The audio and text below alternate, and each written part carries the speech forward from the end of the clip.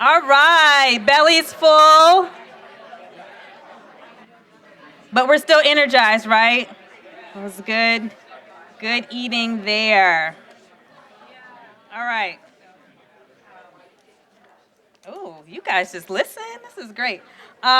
Okay, so now we are moving into our afternoon, which is going to be just as energetic and engaging, if not more. So it's now my pleasure to invite Professor Danielle Vogel, Chris Bradshaw, Alex Moore, and James Tate to the stage. And I will introduce our moderator for today's panel.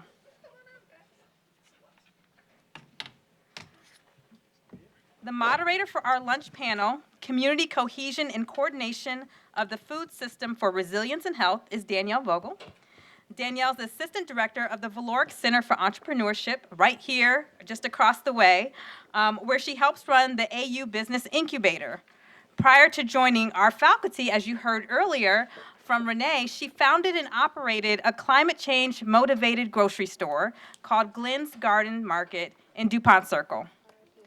Glenn's was a beloved locally and recognized and nationally recognized as a leader in sustainability and innovation. Sold in 2001, and now Danielle is here, and we're so lucky to have her here at AU. Take it away, Danielle. Thank you. Is this thing on? Yes. Okay.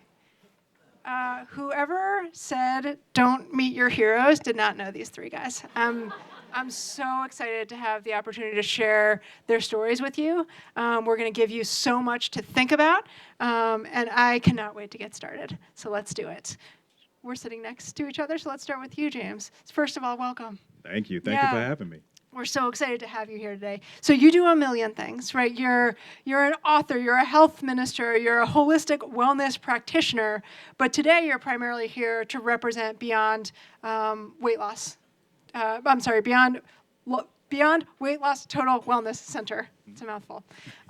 So I was hoping that you could start by just sharing a little bit about what your organization does and how you personally see those interactions or intersections between what you're doing and creating a more resilient food system. All right. So hello, everyone. Thank you so much for inviting me. My name is James Tate. I'm the owner of Beyond Weight Loss Total Wellness Center. And Beyond Weight Loss Total Wellness Center is a wellness center that's focused on total fat loss, mental, spiritual, emotional, and physical. So my job is to get to the root cause of why people do what they do, eat what they eat, or they suffer from what they're suffering from. And so I focus primarily on nutrition education. So I go out into the community and educate people about healthy eating, the foods that they consume, how it heals the body, how to prepare those foods for maximum healing. And so what I would do is I would go in the community, I go into churches, I go into schools, I go into organizations, and I teach people about healthy eating. And that comes from my own personal wellness journey. So I'm a native Washingtonian. I was an overweight child, teenager, and adult. My heaviest weight was 415 pounds. And so I've been blessed to lose over 200 pounds naturally just by nutrition alone. And so I studied nutrition, got my certifications in nutrition. And so that's what I want to give back to the community, something that I wish that I had. And so one of the problems was when I would go into the community and teach people about all of these healthy foods, they would say, that's great, but where do I get it from? And that was the issue. And so I said, okay, I have to partner with people who have access to the food that I'm teaching about. And so everyone in this room has a very important job, and I'm glad that you all are here. And I look forward to partnering with you all in the near future. But that's what I do. I go into the communities. I go from children all the way to seniors and teach them about healthy eating and how to prepare those foods. Amazing. Thank you so much. We're so glad you're here. Chris, let's go to you next. All right, my friend, I have been such a big fan of yours from afar for so many years, and it's so exciting to get to sit next to you. I'm the luckiest girl in Washington today. All right, so I was sort of hoping for the same from you. Can you tell us a little bit about the work you do at Dreaming Out Loud and how it fits into your vision for fixing a broken food system? Yeah. So Dreaming Out Loud, we're an interesting thing. We are a farm, a food hub, and an incubator. And we evolved into being those things because of what we saw on the ground, working in Ward 7 and Ward 8. We would have after-school programs, and kids would get sugary snacks during those programs, and they would rightfully not be able to sit still. This is long before the Healthy Schools Act, before some of the other remedies that we've seen from a policy perspective. So, we were just doing the best that we could, trying to find healthier snacks. But when we would go out into the community, we would see the same situation. There weren't healthy options in the neighborhood, so we ended up starting a farmer's market, which then allowed us to begin learning about other aspects of the food system. The first farmers to come to our market were the Izaguirre family from Crazy Farm, who started a farm in the middle of the Great Recession. So they would tell us stories about being seasonal and migrant workers and all the things that entailed and what they faced. Community members would ask about starting a food business or ask about jobs or job training. So we didn't know what all those answers were, but we had a little bit of time freedom to go start exploring what those answers might be. And so we started connecting our farmers' produce to other nonprofit programs, to restaurants in and around some of the markets, and could see the beginnings of what a food hub might be able to be. We started trying to find, access to shared kitchen spaces and other things for the businesses that were coming to our markets, and finding other resources for them to start or grow something, which evolved into our Dream Food Entrepreneurship Program. So they're all responses to what we saw on the ground, and we've just worked to evolve and resource more of those activities, and hopefully towards an equitable food system where people can be more than just recipients of charitable food, but have control within communities of the economics and the power of controlling your health as well. Amazing. So I don't know if you guys all got the same impression, but this man is a professional, multivariable, complex problem solver, right, in favor of building a more resilient food system. So thank you for not just the energy, but the action. It's amazing. But Alex. Danielle, if we're going to use math words up here, I should leave. It's a business school, man. Okay. All right, Alex. It's so good to see you. As you know, I've been a friend and a fan of DC Central Kitchen for so many years. You guys actually allowed me to be the commencement speaker at the Culinary Job Training Program. Graduation a few years ago, I hired so many of your graduates to my food business. So thank you for preparing them to succeed. But for those in the room who may be a little less familiar with DC Central Kitchen, can you tell us a little bit about the work you do and how it relates to the notion of a resilient food system? Sure. Well, unlike my fellow panelists, I'm not a founder. I'm a college intern who found DC Central Kitchen way too long ago, and we're not going to get into the date. But I was really moved by our founder's story. And our founder was Robert Egger, a nightclub manager with no background in nonprofits or agriculture. But he was moved going out and volunteering on the streets of Washington, D.C. one night, and was struck by the idea of the traditional soup kitchen model being so much more about the redemption of the giver than the liberation of the receiver. And that experience led him to go home and start writing, of all things, a business plan. So maybe it is fitting that we're here.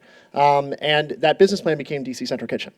This idea that we could take food that was going to waste in our community, create a different model of nonprofit service, and instead of segregating different charitable activities between the basement of this church or this rec center or this faith community, and instead bringing people together under one roof in one central kitchen to prepare better meals for less money for more people, but at the center of that equation putting job training. And the idea that we were never going to feed our way out of hunger, but rather we can shorten the line by the very way that we feed it. And in doing so, shift power, unite different volunteer efforts, and think about food, and not just simply as a means of sustenance, but as a tool for liberation. And so today we provide a culinary job training program that helps people who face barriers to employment achieve culinary careers. We provide 12,000 scratch-cooked, locally sourced school meals at 30 schools all across D.C. We provide another 5,000 community meals to nonprofits, homeless shelters, and youth programs across the city, and a Healthy Corners program that delivers fresh, nutritious fruits and vegetables to 58 corner stores across our community. And so all of those different activities allow us to employ 140 graduates of our culinary job training program at living wages with comprehensive health and retirement benefits, and generate $130 million in measurable economic impact each year in Washington, D.C. Can we please? We have some serious change-making capacity on this stage.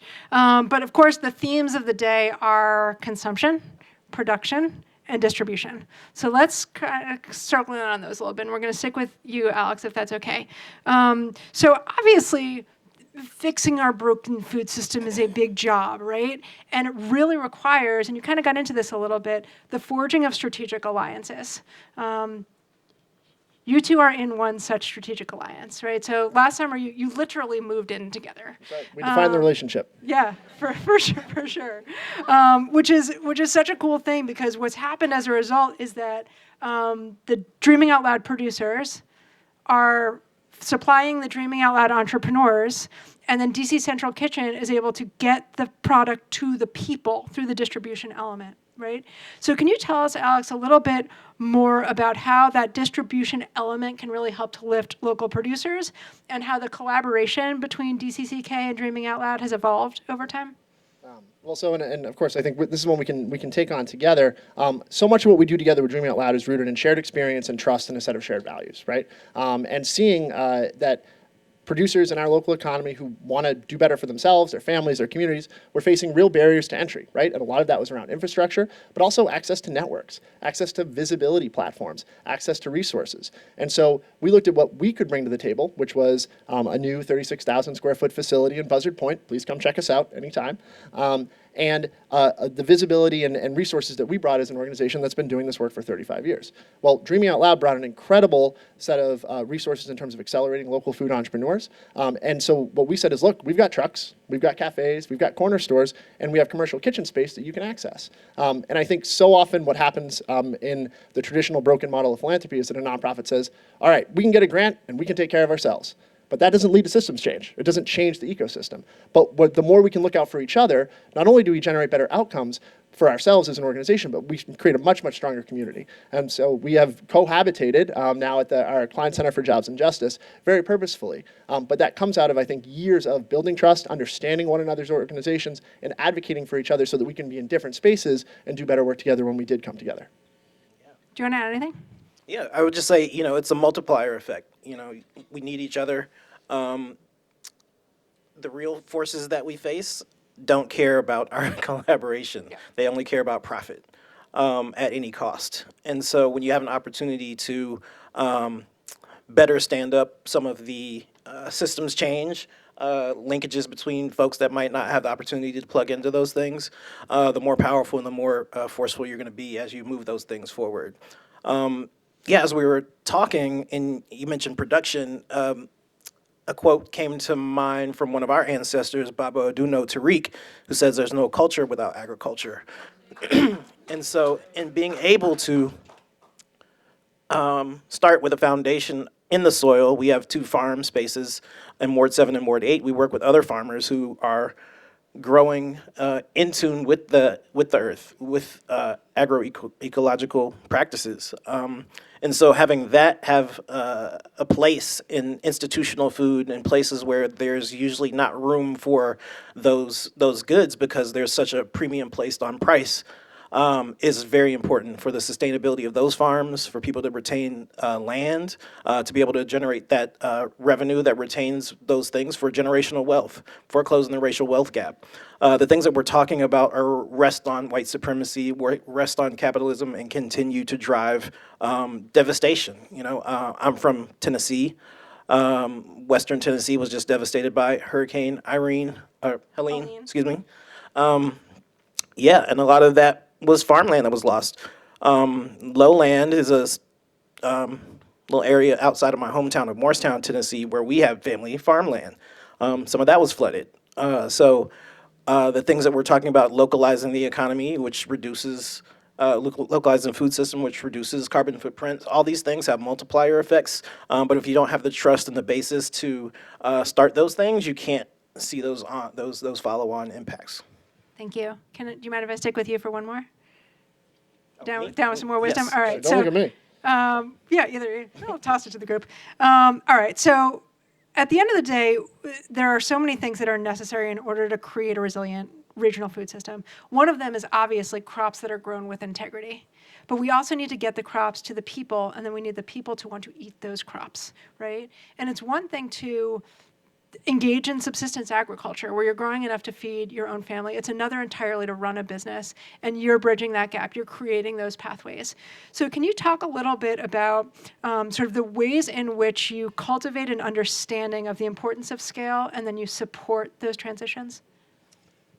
Yeah, so I think first we need to recognize that many things around us are subsidized, right? taxpayers subsidize corporate profits all the time.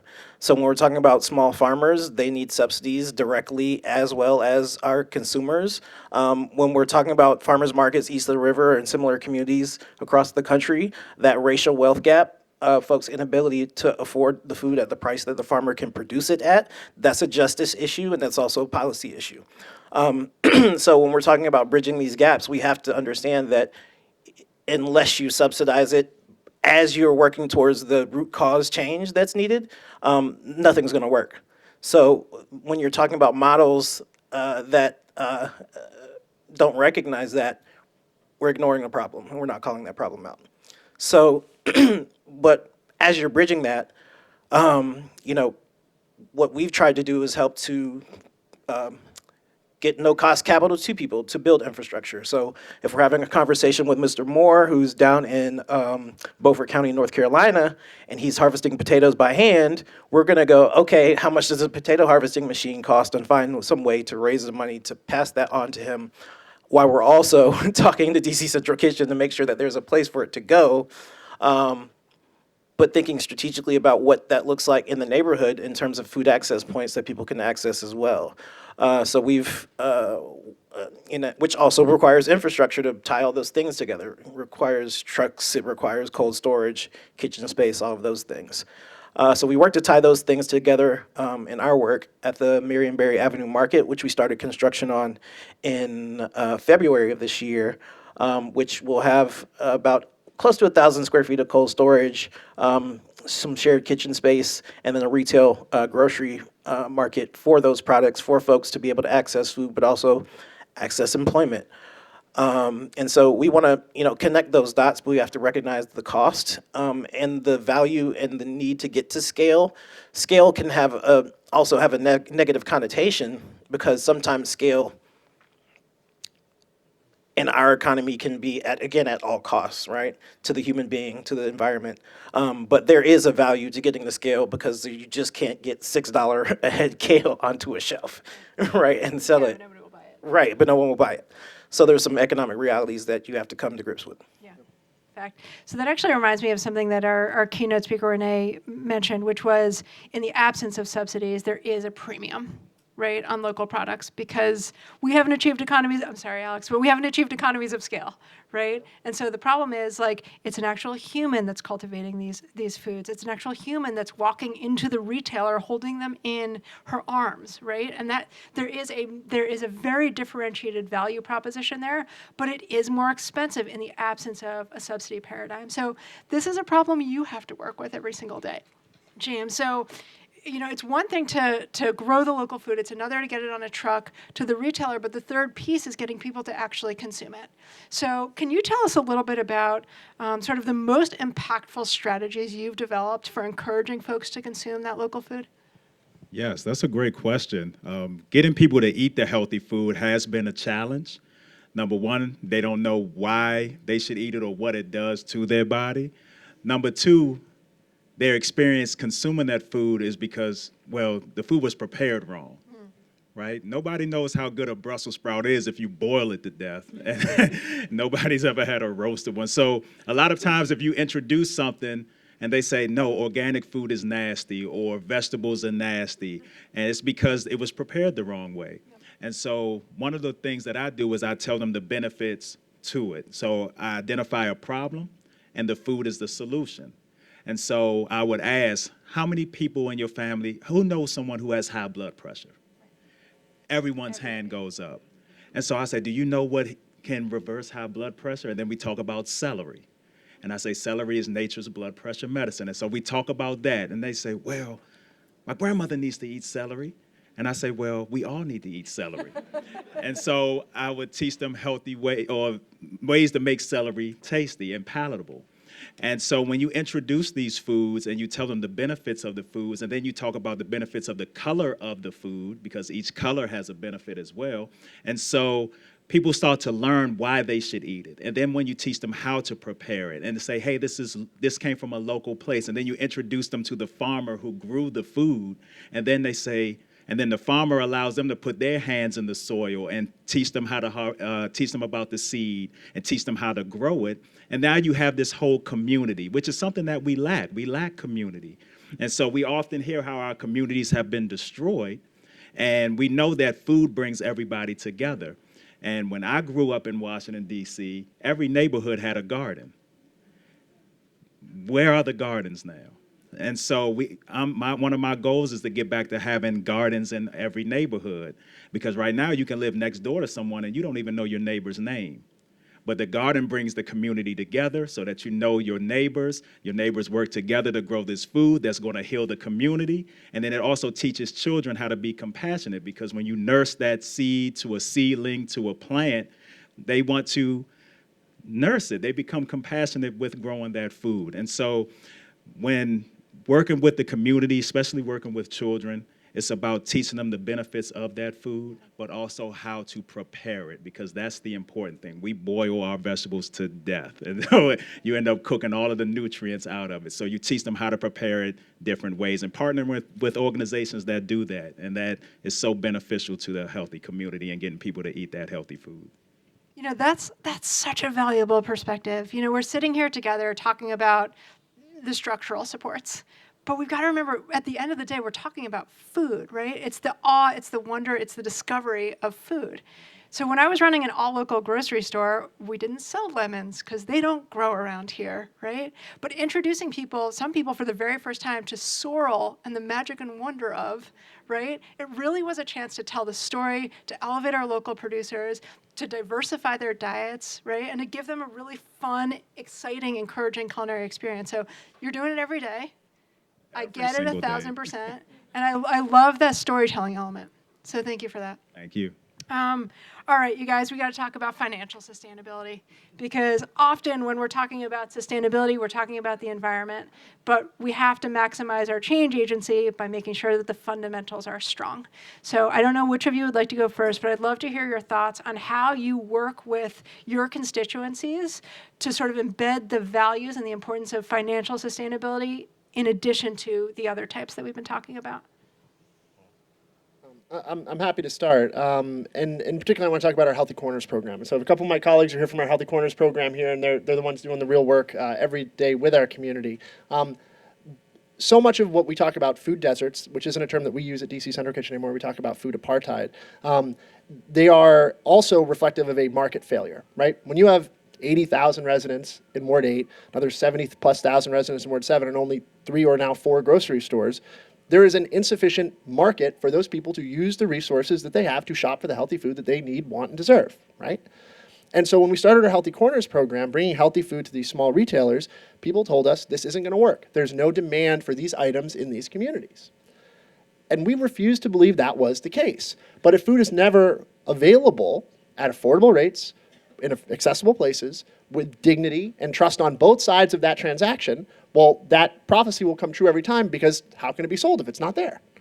And so Healthy Corners really became a trust-building exercise, as well as a program in business technical assistance and infrastructure development, providing refrigeration and shelving and regular, timely, reliable deliveries of fresh, nutritious fruits and vegetables. And after years of that work, of building that trust and building that capacity, we still didn't see massive sales. And some people said, well, that's just the limit of what the program can do. Show us the business outcomes of this.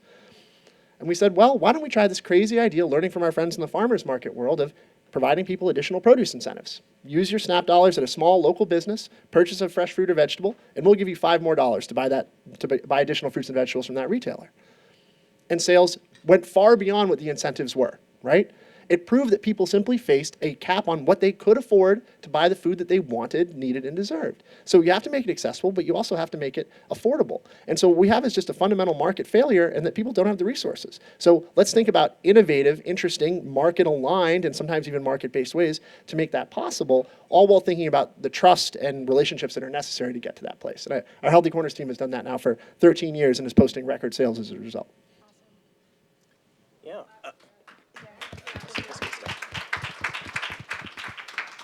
Yeah, so we also emphasize financial sustainability.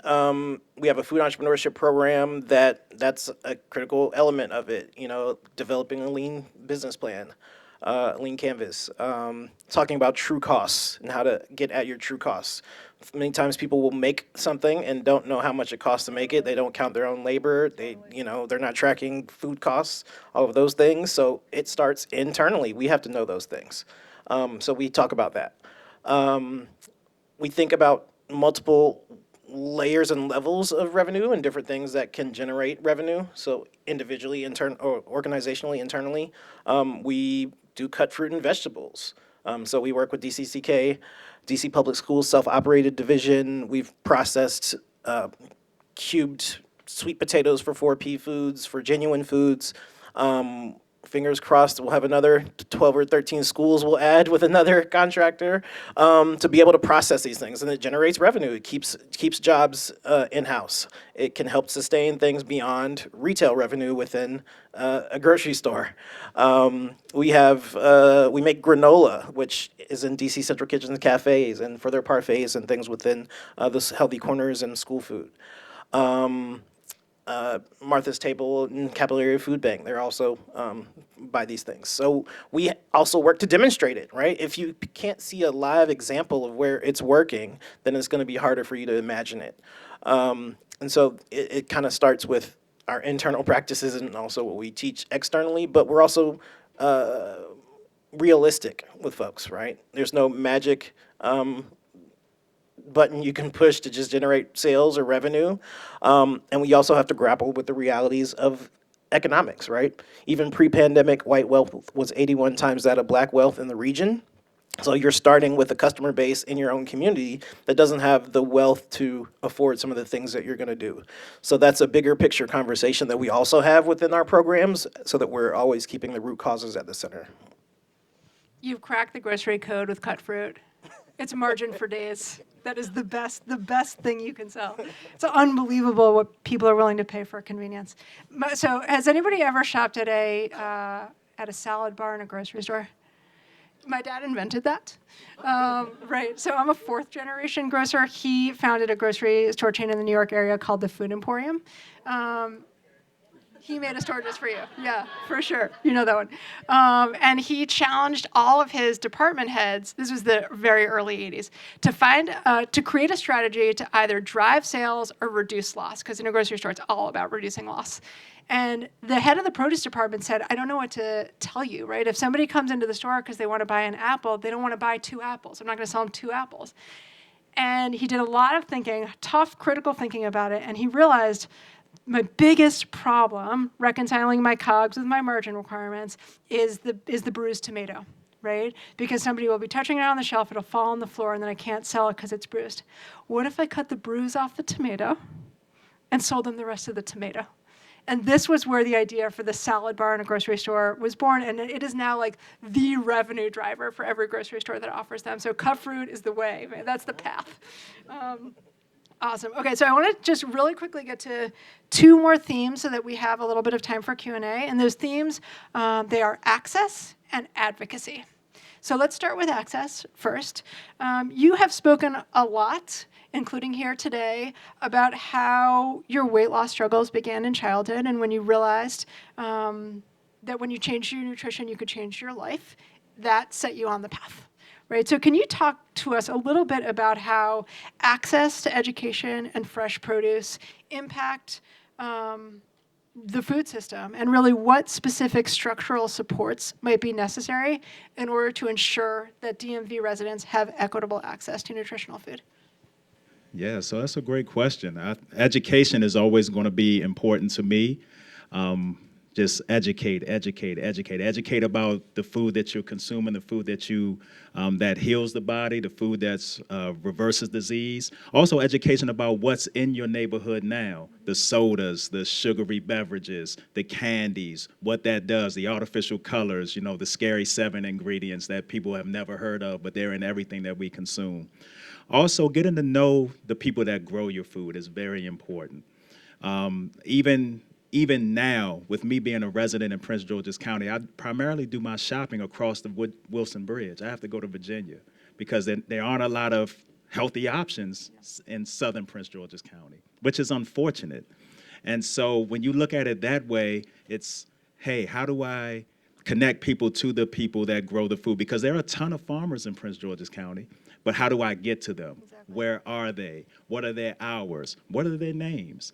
And I remember working in Ward 7 and 8 with different farmers markets, and we had shuttles that would come to pick people up from Fairfax Village condominiums in Southeast, but it was never advertised. So nobody would get on the shuttles to get to the farmers markets, to get the food, to spend the SNAP benefits. And so it was just lack of communication. And so I'm really, really big on communication, and communication is key. And so when we have all of these programs and all of these ideas, we need to communicate. Another thing I will say is something that I've focused on this year is breaking down silos. We have so many people doing tremendous work, but we're doing it alone. And so when we break down the silos and we work together, that will help us to have a greater impact on our communities. And so I just want to encourage everyone here, break the silos, work together, as you two are and everyone else is, to work together so that we can have a greater, we could just do greater work in the communities. But the most important thing is education for me, and access. Because once you have the education, you want to do more, and the access isn't there.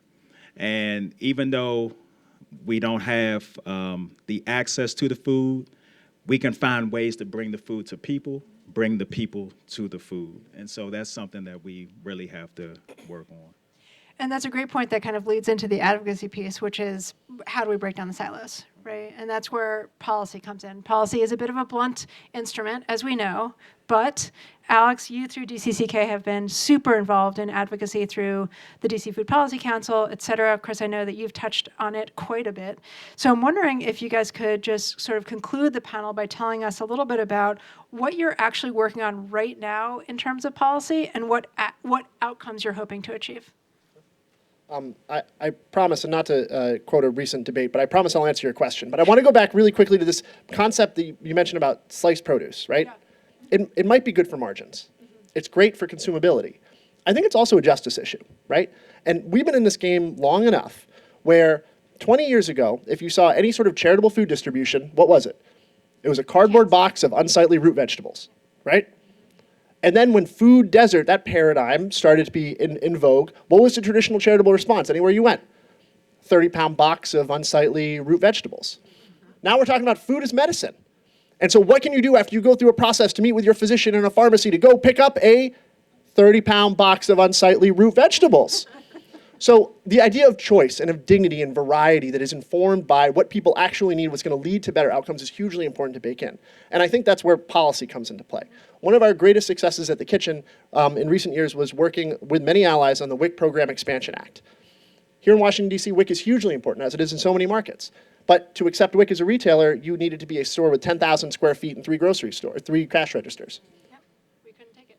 Where are the neighborhoods where people are most reliant on WIC? Where do we have very few stores that fit that bill?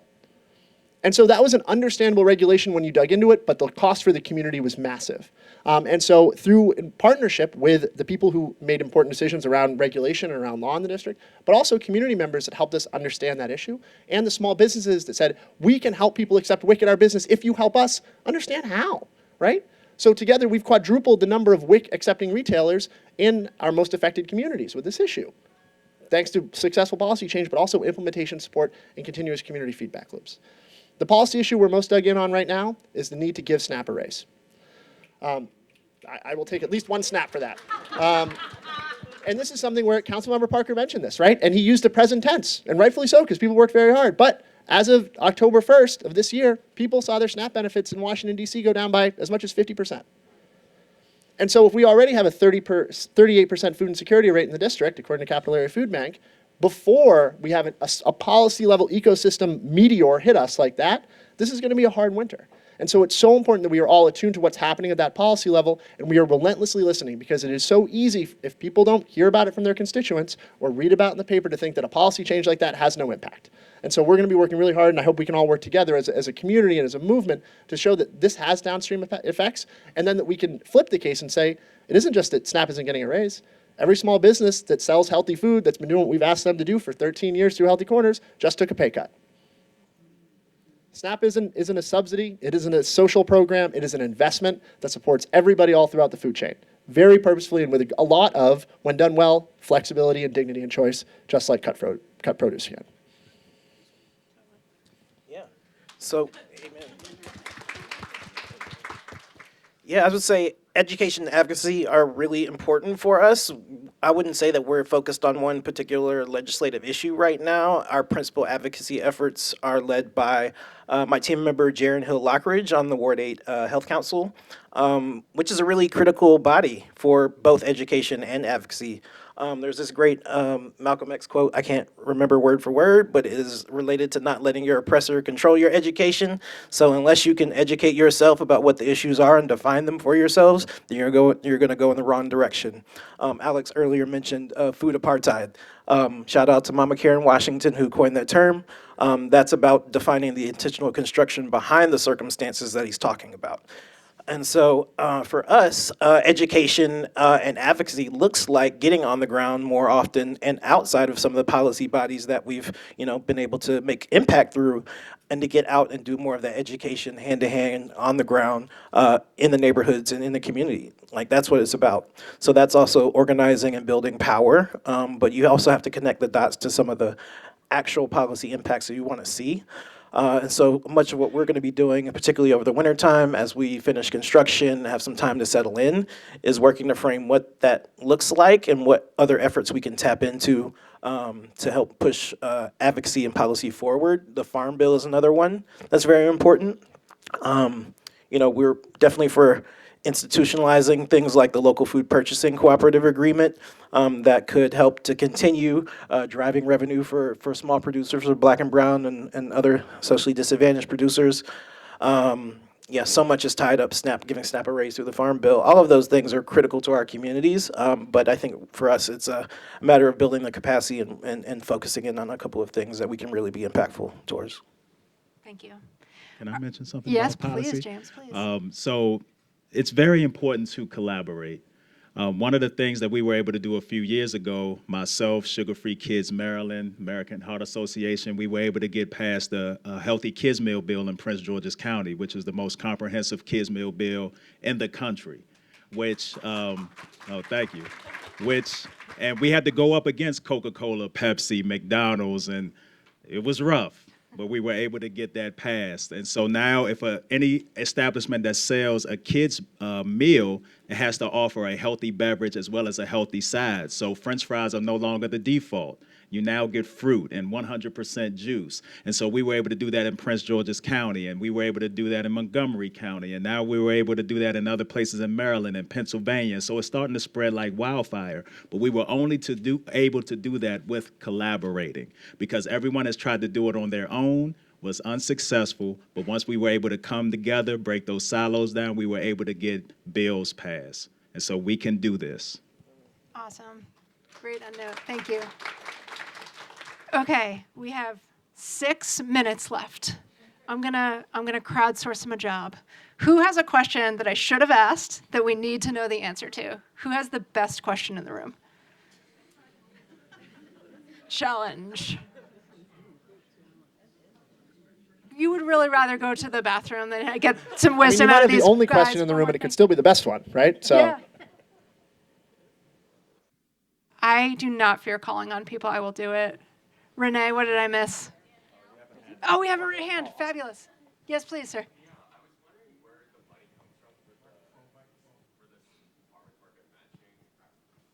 I'll repeat it. So the question is, where does the money come from for the farmers market matching program? And so that was earlier. This program was mentioned, the Gus Schumacher Nutrition Incentive Program at the USDA, which was inspired by Crossroads, right? And so that is it's a national program. It comes in, the grants come in a variety of different sizes. That's what supports our Healthy Corners matching program. It supports many farmers market-based matching programs, but many of those have also had to move beyond government funding.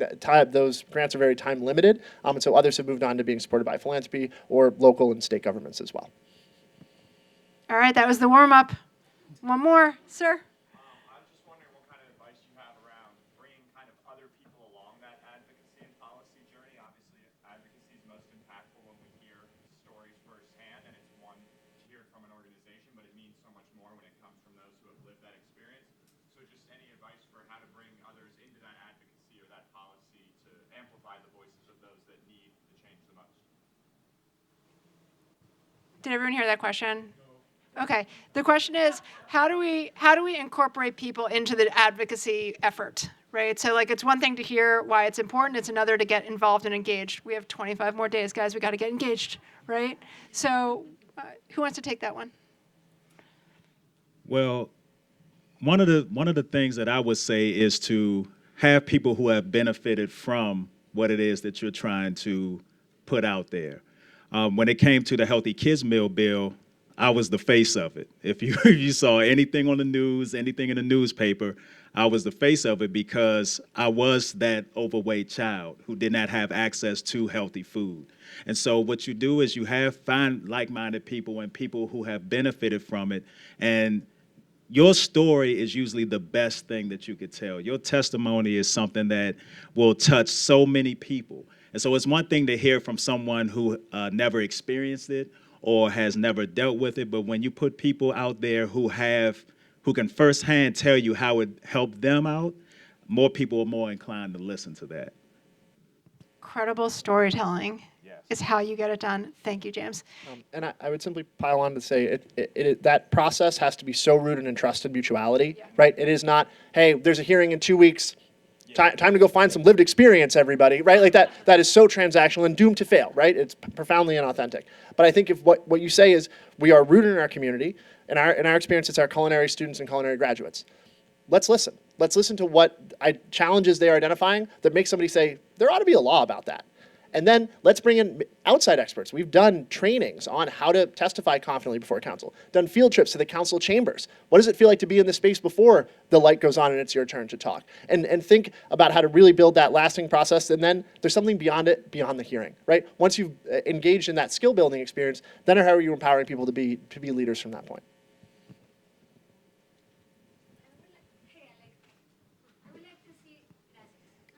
Um, 6 years ago, when I came to visit you for the first time, we talked about all the food waste and the potential that it was.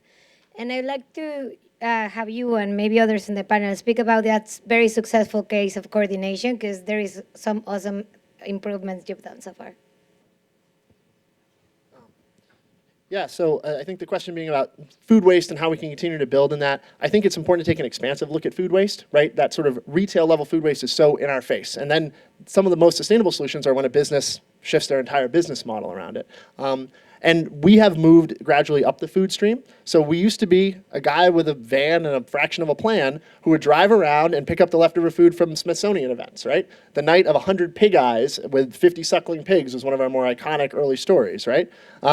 But as we've moved up the food chain, we look at that farm level loss. We work with aquaculture facilities that don't have commercial licenses, so we can recover 20,000 pounds of land-based salmon. It doesn't have legs, right? But land-based salmon and use it in our meals and provide delicious, nutritious meals and teaching opportunities for our students to learn fish fabrication. So it's about looking at it from every possible angle and then being open that, yes, maybe us accepting this donation of food helps us get in with that corporate food donor, but if it's not the highest and best use, let's make sure we're bringing in the other partner who can then hold that relationship and then become a more sustained partner of that food donor, even if it means that they're not going to be an event sponsor for us after 3 years of picking up their leftovers. Okay, you guys, you've now met my heroes. What do we think?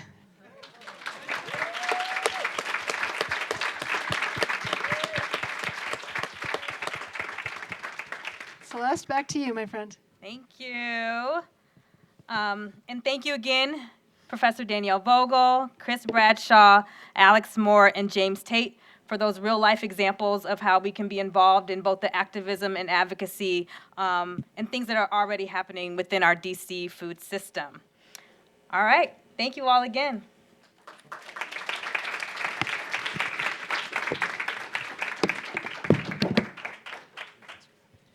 All right, it's time for more book giveaways.